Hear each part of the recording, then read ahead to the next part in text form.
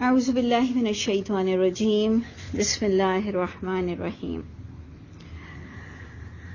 ہم نے جادو پر جو باتیں پڑھی، اچھا آپ اور میں ہمیشہ اس کو جاننے کی کوشش بھی کرتے رہیں گے، اس کا کریکشن بھی کرنے کی کوشش کرتے رہیں گے. جب کبھی بھی ہمیں لگے گا کہ اور بھی اس کے کوئی پوائنٹس مل سکتے ہیں تو انشاءاللہ ہم ضرور اس پر ڈسکس کریں گے. کچھ لوگوں نے ہمیں فیڈ بیک دیا ہے اور ضرور ہم اس کو ڈسکس کریں گے. آج میں نے اس کو دیکھا نہیں تھا، کسی نے مجھے بھیجا ہے، تو انشاءاللہ جب میں اس کو غور سے دیکھ لوں گی تو پھر ضرور ہم مل جل کر اس پر بات کریں گے. اچھا، ہم نے پڑھ لیا تھا کہ انسان اگر ایمان رکھے کہ جادو ایسی کوئی چیز نہیں ہے جو آپ کسی پہ کر دو اور وہ باولا ہو جائے، اور ایمان بہت بڑی اس کے اپوزیشن میں کھڑا ہوا ہے. ایمان اتنی طاقتور چیز ہے جو آپ کو بڑے سے بڑے خباثت، ایکچولی جادو کو ہم ان شارٹ خبیث، خباثت اور جہالت ایسے سب کہیں گے، شیطانی عمل. تو ان چیزوں سے ہمیں لوگوں کو بے خوف کرنا چاہیے کہ ایسے ڈرنے کی کوئی ضرورت نہیں ہے اور ایسے کوئی اللہ سے بڑھ کر کچھ بھی نہیں ہے. اللہ ہم سب کو ایمان والا بنائے اور تقوی اختیار کرنے والا بنائے. اور اللہ تعالیٰ جو علم کی طرف اشارہ کر رہے ہیں کہ کاش وہ علم رکھ لیتے اور اس چیز کو اتنا زیادہ اس کی حیثیت مان لیتے، دیکھ لیتے اور اس کے چنگل سے نکل آتے. آج آپ جو آیت پڑھیں گے، آیت نمبر 103، اس کے اندر بھی اچھا نہیں 103 نہیں 104 ہے. اس پہ آپ دیکھیں گے کہ وہ ہمارا ایک کامن ڈسکشن ہے، بہت ہی فیمس ہے کہ مت کہو رائنا اور کہو انظرنا. اس کے لیے بھی اگر آپ اس کو تمہید باندھیں کہ اس کا تعارف کرائیں تو آپ کو اس کے تعارف میں یہ بات ملے گی کہ اللہ کے رسول کی اتنی حیثیت تھی، ماشاءاللہ اللہ نے اپنے نبی کو اتنی عزت دی تھی کہ رائنا ایکچولی وہ الفاظ تھا جو اس وقت آپ کو اس کا تعارف نہیں آ رہا، کچھ آ رہا ہے، لیکن دوسری آیت میں بہت کلیئرٹی کے ساتھ آئے گا کہ لیم بِأَلْسِنَتِهِمْ، یہ رائنا لفظ کو یہ لیم بِأَلْسِنَتِهِمْ، یہ اپنی زبانوں کے ساتھ اس کو اس طرح سے مروڑتے تھے، اس طرح سے دبا کے رائنا کہتے تھے کہ تعنن فی الدین، کہ دین کی زبان میں، دین کی لینگویج میں وہ ایک تانے کا الفاظ، تانے کا سٹیٹمنٹ کنسیڈر کیا جاتا تھا، یعنی اللہ کے رسول کو چھیڑنا. جبکہ ہم ایک دوسرے کو تلقین کرتے ہیں کہ کسی کے چھیڑنے سے کسی کا کچھ بگڑتا ہے نہیں، لیکن بڑی انٹرسٹنگ چیز ہے یہ رائنا کہ کوئی ایسا تانے والا سپاٹ تھا، کوئی ایسا سٹیٹمنٹ تھا جس سے اللہ کے رسول کو کہ وہ مذاق اڑاتے تھے. اللہ نے بڑے سے بڑے صدیق، بڑے سے بڑے جید صحابہ کو بھی، ان کے کمپینین کو بھی منع کیا کہ اب اللہ کی محفل میں رائنا کا لفظ استعمال نہیں ہوگا. یہ میں ایکچولی آپ کو بتانا چاہ رہی تھی کہ ہم اللہ کے رسول کی جو حیثیت کو اکثر دیکھتے ہیں تو ہمیں اتنا اچھا لگتا ہے کہ دیکھو اللہ نے رائنا سب کو کہنا منع کر دیا کہ اللہ کے رسول کی محفل میں اب کوئی رائنا نہیں کہے گا. نمبر 2، ہم سے جو لوگ کہتے ہیں کہ تم رائنا کا مطلب بغیر تفسیر کے کیسے سمجھو گے، بغیر حدیثوں کے کیسے سمجھو گے، تو ہمارا یہ کلیم ہے، ہمارا یہ کہنا ہے کہ تفسیر القرآن بالقرآن ہے. ہم رائنا کو قرآن ہی سے سمجھیں گے. تو ایک تو میں نے آپ کو سٹیٹمنٹ دے دیا کہ رائنا کا معنی ہے کہ زبان مروڑ کر کچھ ایسا الفاظ جو تانا دینے کی شکل اختیار کر جاتا ہے. لیکن آج ہی کی آیت میں آپ کو بہت ہی انٹلیکچوئل بھی کہوں، ٹیکنیکل بھی کہوں کہ بڑا اچھا ٹیکنیکل پوائنٹ ہے کہ لا تقولوا رائنا وقولوا انظرنا، مت کہو رائنا اور کہو انظرنا. تو ہمارے لیے رائنا پھر ڈیفیکلٹ ہے، انظرنا ہمارے لیے ایزی ہے. نظر ڈالیے ہم پر، یعنی ہم جو عام الفاظ میں کہتے ہیں کہ جی ہمیں توجہ دیجئے، excuse me, I beg you pardon, ہم کہتے ہیں سوری. آج کل تو ہمارے ہر چیز میں نئے نئے اسٹائل ہو گئے ہیں کہ ہم سوری بھی کرتے ہیں کہ اس کا مطلب ہمیں آپ کی بات سمجھ نہیں آئی تو وہ ہمیں دوبارہ دہراتا ہے.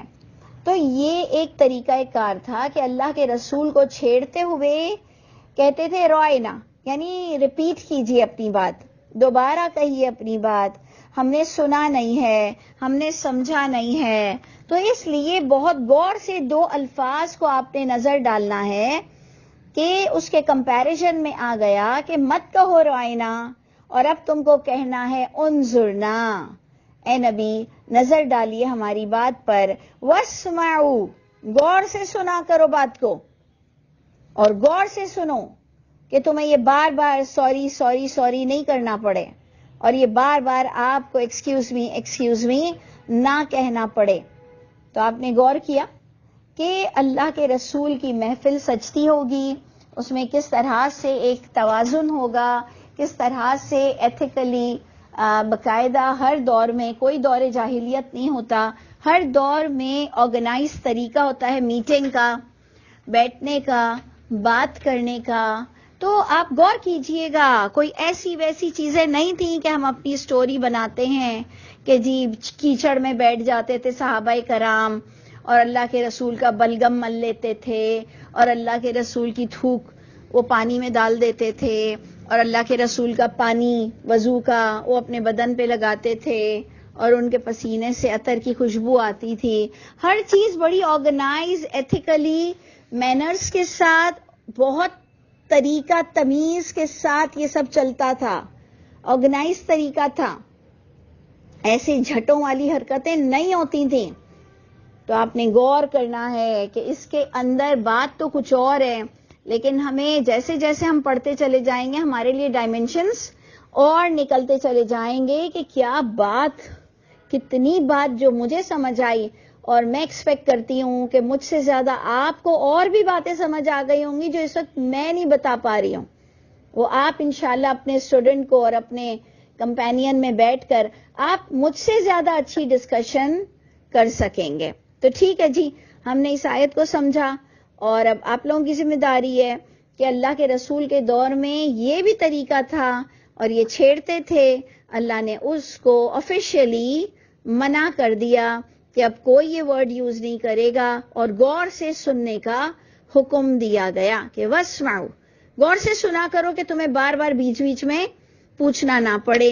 وَلِلْكَافِرِينَ عَذَابٌ عَلِيمٌ، اور کفر کرنے والوں کے لیے عذاب علیم ہے. اب ہم نے ہمیشہ اس پوائنٹ کو جب ہم سورہ بقرہ پڑھا رہے ہوتے ہیں تو ہم کافرین کے الفاظ پر بہت زور دیتے ہیں.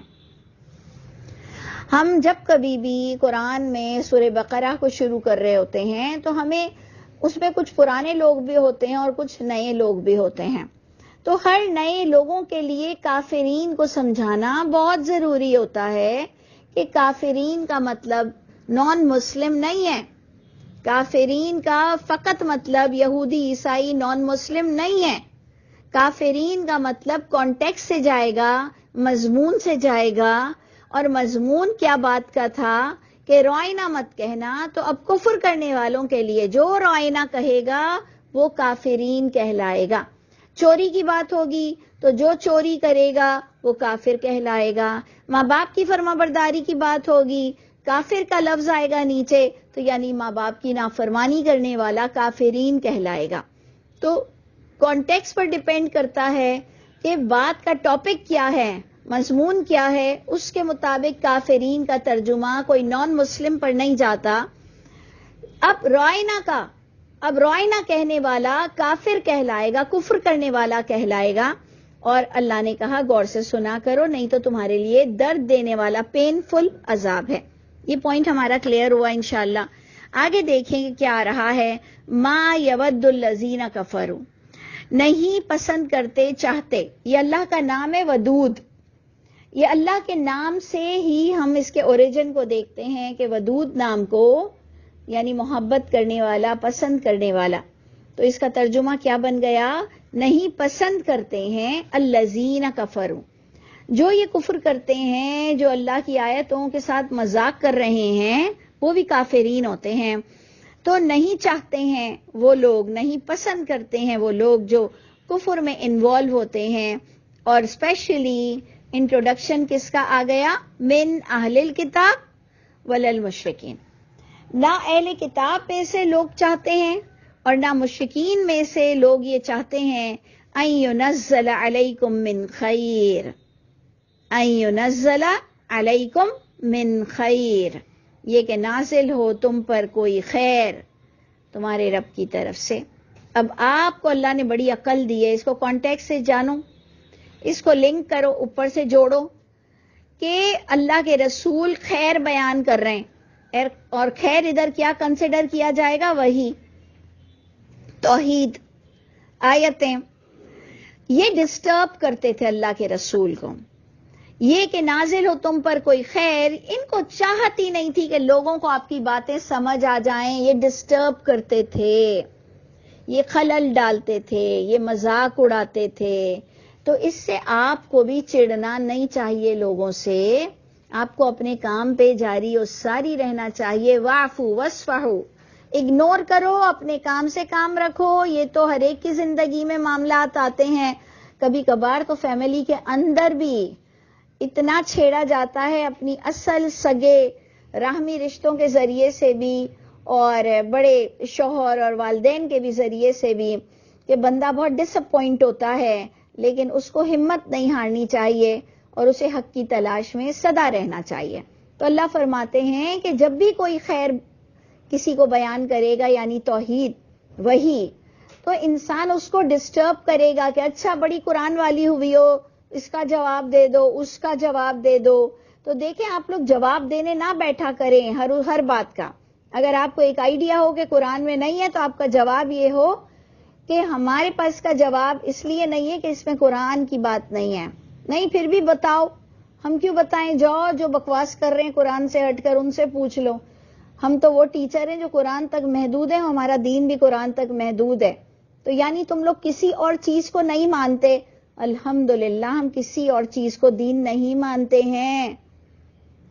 تو جناب یہ اللہ کے رسول کو ڈسٹرب کرنے والے، ان کی توحید میں خلل ڈالنے والے، اللہ فرما رہے ہیں وہ چاہتے ہی نہیں تھے، یہ مشرک اور اہل کتاب، کہ نازل ہو تم پر کوئی خیر تمہارے رب کی طرف سے۔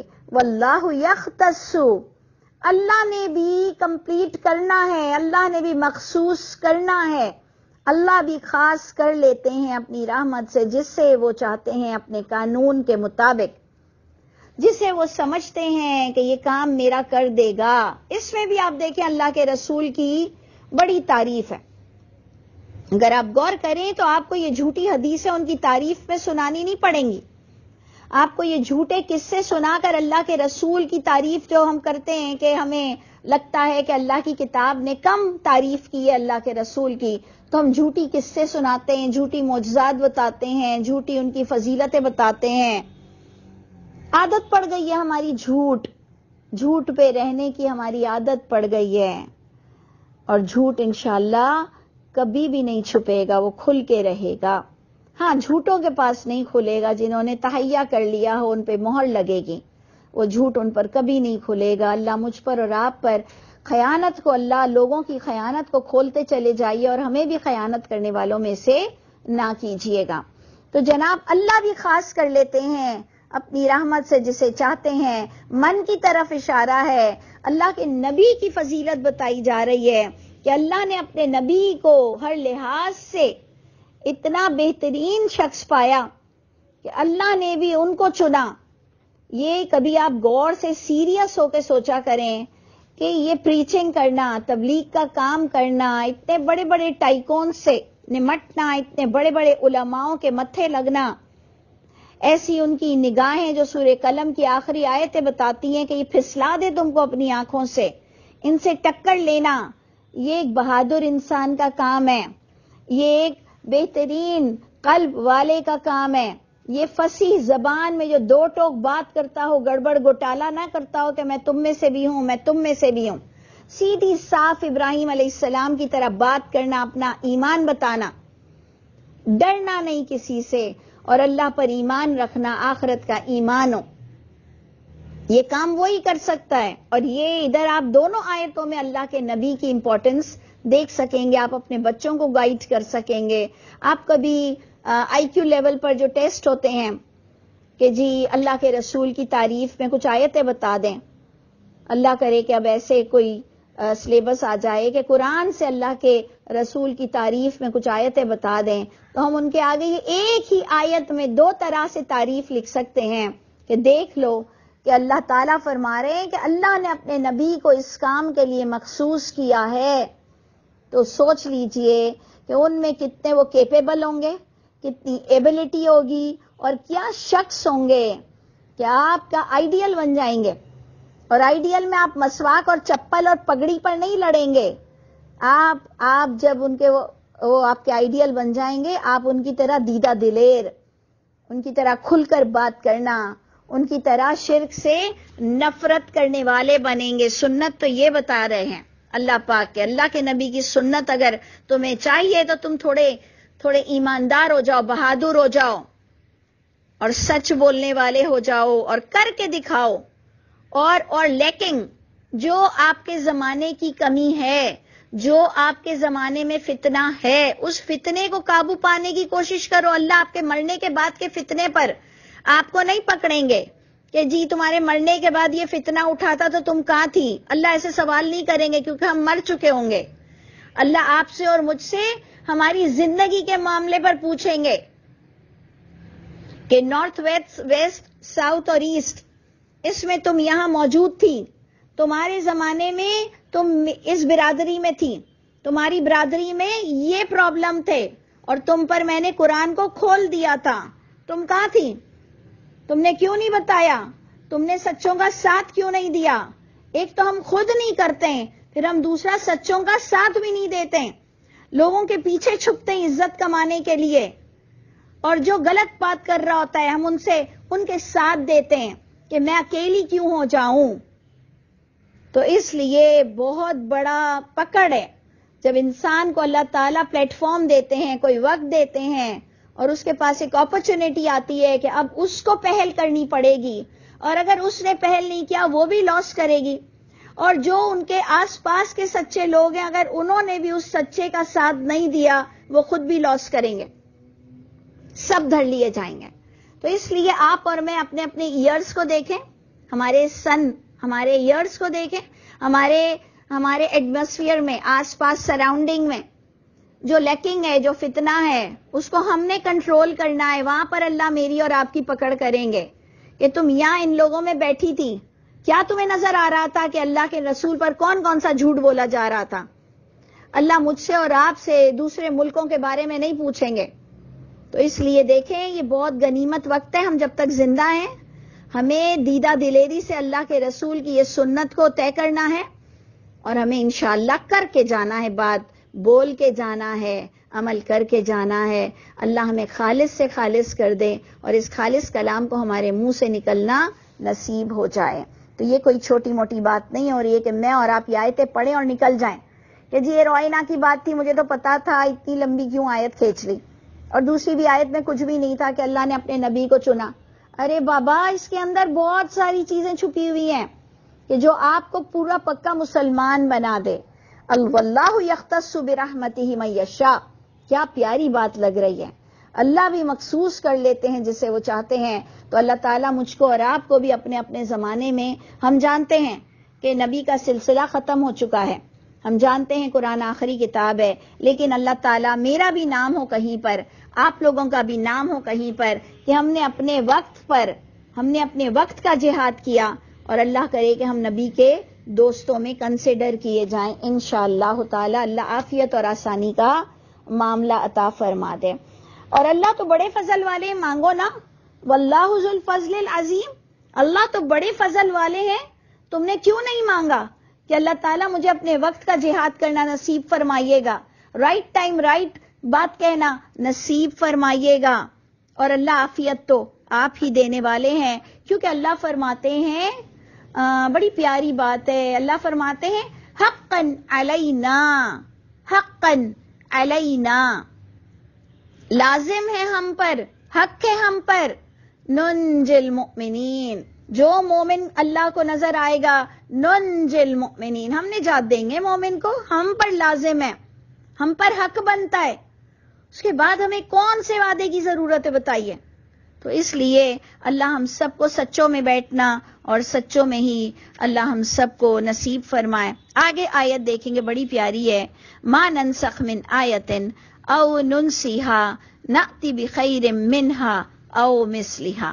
یہ بھی بڑی سمجھنے والی آیتیں ہیں، اس پر بھی ہمارے علماؤں نے جن برے علماؤں نے خیانت کی ہے خدا ان کو پہنچے گا، کیونکہ انہوں نے تو لکھ کے چلے گئے اور آج ان کے پیچھے جو چل کر نسخ منسوخ کے قانون بتاتے ہیں، تو سیدھی سی بات یہ ہے کہ ہم قرآن کے نسخ اور منسوخ کو مانتے ہیں۔ ہم آپ کی اس نسخ منسوخ کو، چاہے بڑے سے بڑے، چاہے کہ وہ بیت اللہ کے امام ہوں، اگر وہ قرآن سے ہٹ کر نسخ منسوخ بتائیں گے ہمارے لیے اس کی کوئی ویلیو نہیں۔ ہم نسخ منسوخ اسی بات کو کہیں گے کہ جو اللہ نے اللہ کے رسول کو بتایا اور پھر اللہ نے اس کو اسی زمانے میں ہٹا دیا۔ نسخ منسوخ میں بھی آپ پرانے زمانے کی بات لا کر تو پرانے ہی زمانے کی کتاب اس کو منسوخ کرے گی۔ کیوں؟ کیونکہ نسخ منسوخ کے ساتھ آپ کو گراف جو ہم بناتے ہیں نا بلیک بورڈ پر یا وائٹ بورڈ پر، گراف بناتا ہے ایک چیز کا انسان پیپر پہ، اس گراف کے پیرالل، نسخ منسوخ کے پیرالل آئے گا، استغفر اللہ میرے دماغ سے، نسخ منسوخ کے جو پیرالل آئے گا وہ آئے گا مصدق۔ سمجھ آ رہی ہے بات؟ اللہ کرے آپ کو میری بات سمجھ آ جائے۔ نسخ منسوخ کا معنی یہ ہوتا ہے کہ اللہ نے اس قرآن مجید میں محمد صلی اللہ علیہ وسلم پر جو وحی اتاری، اس میں کوئی حکم دیا اور اسی کو یہاں سے ہی منسوخ کیا، یہیں سے۔ اللہ کے نبی پچھلی کتاب میں سے کوئی چیز کو منسوخ نہیں کریں گے۔ اللہ کے نبی کو یہ آرڈر نہیں ہوگا کہ جی پچھلی کتاب کے اس قانون کو اب آپ منسوخ کریں۔ کیوں؟ کیونکہ یہ مصدق کے خلاف ہو جائے گی۔ اللہ کرے آپ میری بات سمجھ سکیں۔ مصدق کا معنی ہوتا ہے پچھلی کتاب سے تصدیق ہونا۔ اور یہ جو ہم کہتے ہیں نا کہ جی روزوں کی راتوں میں پہلے ناجائز تھا پھر رات کو جائز ہو گیا، یہ ہم غلط بولتے ہیں، کیونکہ پھر مصدق نہیں رہے گی قرآن۔ مصدق کا معنی ہوتا ہے پچھلی کتاب کو اللہ کے رسول کنفرم کریں گے، جب جا کے وہ آپ کے دوست بنیں گے۔ وہ کیسے مان لیں گے کہ ان کی بائبل، توریت، انجیل اور ان کی پرانی صحیفے، یہ اللہ کے رسول اس میں سے کوئی چیز کو منسوخ کر دے، وہ کیوں مانیں گے؟ وہ اپنے وقت کے سچے اہل کتاب جو ہوں گے، جو اپنے وقت کے سچے عالم ہوں گے، وہ اللہ کے رسول کے کہنے پر وہ اس وقت تک منسوخ نہیں کریں گے جب تک کہ ان کے وقت پر ہی منسوخ نہ ہوا ہو۔ تو اس لیے یہ جو ہمارے یہاں آج کے علماء بتاتے ہیں کہ جی پچھلے دور میں یوں تھا تو اب یوں ہو گیا، تو پچھلے دور میں شراب جائز تھی تو اب حرام ہوئی، تو پچھلے دور میں ماں کو 1 سال کا نان نفقے کی وصیت تھی تو پھر بعد میں منسوخ ہو گئی، تو اس دور میں بھائی بہنوں کی شادی ہوتی تھی تو پھر منسوخ ہو گئی، تو اس دور میں سوتیلی ماں سے بھی شادی ہو جاتی تھی تو پھر منسوخ ہوئی۔ یہ سب فضول بات ہے، یہ سب جھوٹی بات ہے۔ جو چیز ابھی کراہت والی ہے، جو چیز ابھی حرام ہے، وہ پچھلی کتابوں میں بھی حرام تھی۔ ہم کہیں گے کہ جو اللہ کے رسول کے آگے صدقہ پیش کرنا تھا، وہ اللہ ہی کی کتاب نے اس کو منسوخ کیا۔ اللہ کے نبی کے ہی دور میں یہ بات ہوئی اور اللہ ہی کے نبی کے دور میں اس کو ہٹا دیا گیا۔ سمجھ آئی؟ اس کو ہم نسخ منسوخ کا قانون مانیں گے اور وہ صرف قرآن کی حدود تک ہوگا۔ بس قرآن ہی نے اگر منسوخ کیا ہے تو مانا جائے گا۔ تو اللہ فرماتے ہیں جو بھی ہم منسوخ کرتے ہیں کسی آیت کو، ٹھیک ہے، او ننسیہا، یا ہم بھلا دیتے ہیں اس آیت کو۔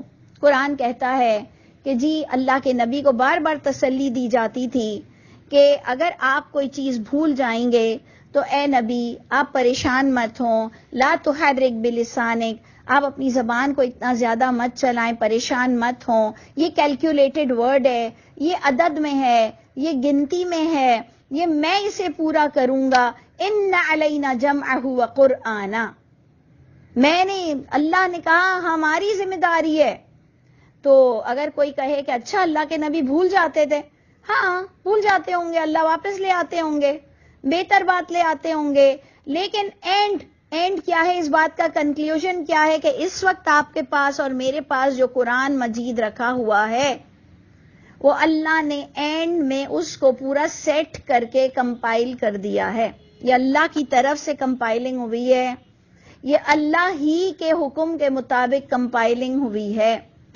لیکن اینڈ ہوا، اب ہمیں پچھلی باتیں نہیں کرنی ہے کہ کون سی آیت بھول گئے تھے، کون سی آیت اللہ نے بتائی، وہ جو بھی کچھ ہونا تھا اس کا اینڈ کنکلیوژن اس بات کا یہ ہے کہ جو کچھ اے نبی آپ بھول جاؤ گے یا جو آرڈر مجھے ہٹا دینے ہیں وہ میں کمپلیٹ کروں گا، آپ پریشان نہ ہوں، آپ کی ذمہ داری نہیں ہے. تو جو ہم منسوخ کرتے ہیں یا جو کچھ بھلا دی جاتی ہے، نأتی بخیر، یہ ہماری ذمہ داری ہے، ہم بہترین لائیں گے اس کتاب سے، او مثلہا، اس کے جیسی لے آئیں گے، اس سے بہتر لائیں گے. یعنی یہ اللہ کی ذمہ داری ہے قرآن کو کمپلیٹ کرنا. الم تعلم، کیا نہیں تم جانتے، ان اللہ علی کل شیء قدیر، یہ کہ اللہ تعالی ہر چیز پر قدرت رکھتے ہیں.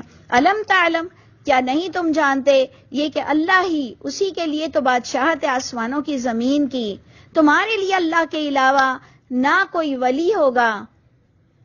اس قرآن کو اکٹھا کرنے پر ہم کانٹیکس کو پہلے لیتے ہیں، ہم جو ٹاپک چل رہا ہے، مضمون چل رہا ہے، ہم اس کو پہلے لیں گے کہ اے نبی، اللہ ہر چیز پر قادر ہیں قرآن کو جمع کرنے پر. کیا نہیں آپ جانتے کہ اللہ ہی بادشاہ ہیں آسمانوں کے اور زمین کے، تو جو آسمانوں پر یعنی جو مرنے کے بعد بھی آپ کے ساتھ ہونا ہے، یہ ساری چیزیں اللہ آپ کے لیے وہ کتاب رکھیں گے کہ جو انسان کو جنت کا راستہ بتائے گا. اور اس کتاب کو لانے کے لیے آپ اللہ کے سوا کوئی ولی اور نصیر نہیں پائیں گے، اور اس کے آرڈر کو منسوخ کرنے کے لیے بھی کوئی ولی نصیر نہیں ہوتا ہے. تو اللہ تعالیٰ مجھ کو اور آپ کو توفیق عطا فرما دے. انشاءاللہ تعالیٰ آگے پھر کنٹینیو کریں گے. یہاں پر ہم سٹاپ کرتے ہیں. السلام علیکم ورحمۃ اللہ وبرکاتہ.